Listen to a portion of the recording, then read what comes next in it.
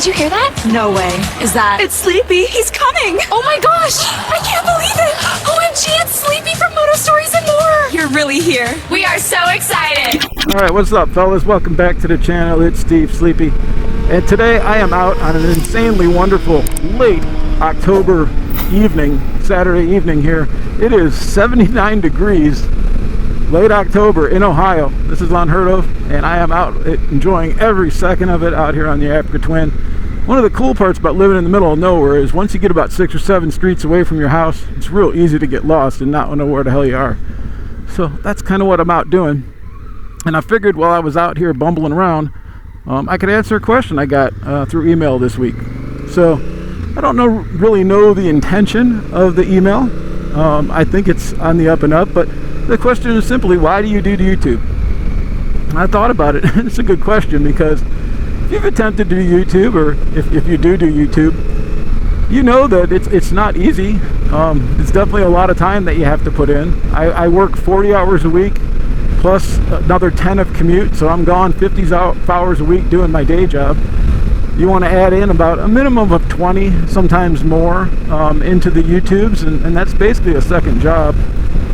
And for that, you get absolutely no income. So you have to do it because you love it. Like you have to do it because you have a drive in you that makes you want to do videos all the time. And I have that, I guess. But after thinking about it for a while, I kind of came up with two main reasons. So I have a cool day job. I love my day job. I work for Summit Racing and as a videographer, and there's nothing I can complain about. I like the people I work with. I like the subject matter. I like the projects we do. You know, it is a job and it is corporate, and sometimes the projects can be hard and things, and you have your ups and downs, but it's definitely one of the best places I've ever worked for in my life. But that being said, there's always the hope, there's always the thought that someday I can't wait to hopefully maybe do my own thing, like control my own destiny. And so I feel that YouTube does offer that chance to you, you know, if you work hard toward it and you find a niche and you work toward it. And I think to get there, you have to be an authentic person and be yourself. And I mean, if anybody knows me, I can't be anything but myself. In fact, it's not necessarily always a good thing, but I can't help it. I'm me. So I figured, okay, well, I got that going for me, so kind of rolled that together. And so it gives you hope. It gives you hope to say, hey, I'm going to go to work every day and do my best, but there is a chance that if I do this other thing on my own time, I might have the ability to control my own destiny. And then two, and this one's a personal one, but like, so I have ADHD, and so a lot of times I come up with all these great plans during the week, and then the weekend would come, and I'd be like, oh, do I really want to do that? I should do this instead, or I should be doing that. And then trying to figure out which of the thoughts and things that I wanted to do would take up so much of my time that I ended up hardly doing any of them. And it sucked. And you know, you waste a lot of time doing that. So kind of by accident, I noticed that when I started doing the YouTube stuff, it kind of made me accountable to something. So I was like, well, I want to do a video next week. I want to get something good, and I don't want to post something stupid. So let's find an interesting thing. And so sometimes we'd find during the winter a museum to go to, or a show, or something like that. And so now I committed to do that. And so when those thoughts of like, I don't really want to do that. Should I be doing this? Should I be doing that? I was able to kind of throw those away because I made a commitment to go to the show. So as much as I was grumbling about it leaving to go to the show, once I got there and I started doing the YouTube video, or I started enjoying whatever I was doing, I was really happy that I went.